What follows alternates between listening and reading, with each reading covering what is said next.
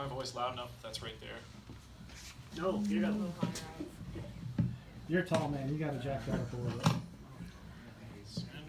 All right, yeah, that'll work better. Yeah, it's better. The bio is I worked on boats for a while, and now I'm a roofer.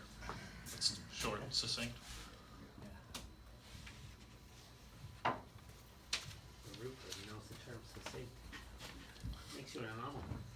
Yeah. I don't think any of these are in any of my books. They are here. I'm sure everyone else has stuff too, so you can see us or not. This is called Absolutist. I was called an absolutist once by a friend of mine. Apparently my castigation of two former mutual friends was too severe, my value judgments too black and white.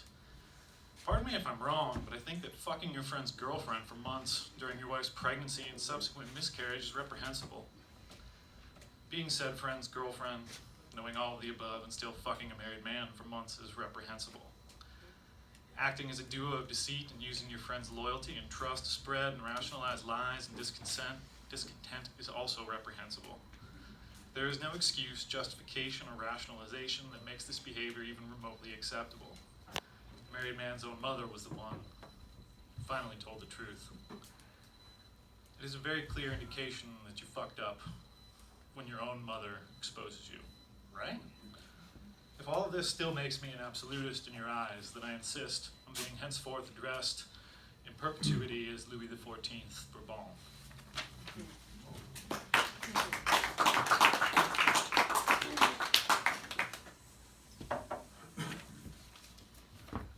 And this is called 22 Days.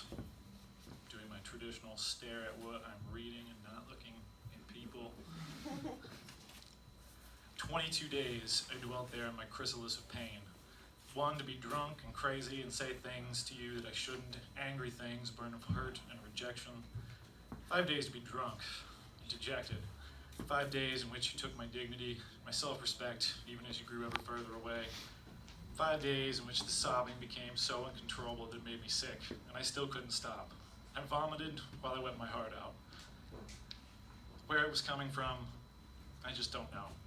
I've never felt a pain quite like that. It was so intense.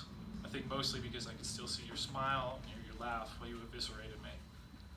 5 days like a slave emancipated, who then freely refastens his own fetters and returns to the fields. I did not want to be free.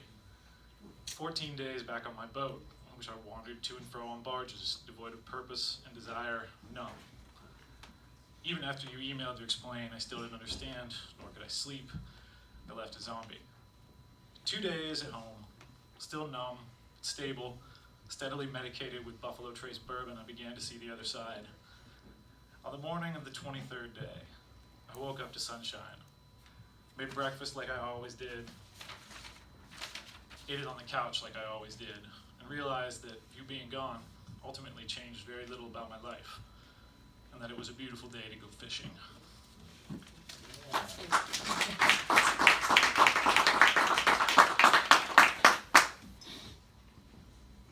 The whole heartbreaky poem sort of thing kind of grosses me out, but I feel like the ending on that one's okay, so it's acceptable.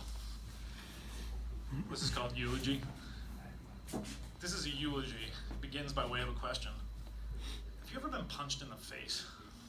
Not in sport or in jest, but struck hard in the face with malicious intent. Being struck like that, being in that sort of fight, that is life. But I digress. A eulogy, I believe I said this was. My father's funeral announcement featured the ever-popular 23rd Psalm, and as much as I like the idea of a God whose rod and staff comfort me, who leadeth me beside still waters, who restoreth my soul, I believe the 144th Psalm features a more useful God, who teacheth my hands to war and fingers to fight. My father's life taught me one supreme lesson. No matter how good, loyal, virtuous, and holy we are in this world, God and all of his supposed benevolence will sit on his supreme ass and watch life punch you in the face over and over and over. There is no rod nor staff comforting, no still waters, no restoring of the soul. Life is a fight. My father despised bullies, and being graced with an upbringing in a more sensible time, knew how to handle them. You hit a bully, and keep hitting him until he stops hitting you. life is a bully. Cancer was a bully. And my father's last 3 years were a prolonged, agonizing fight, but he never once stopped hitting back. Skinned knuckles, black eyes, broken teeth, and split lips, and still no quitting him. I didn't see a fucking rod or staff comforting. There were no still waters, no restoring of souls. But I did see hands taught to war and fingers to fight. Life is a fight. Well fought, Dad.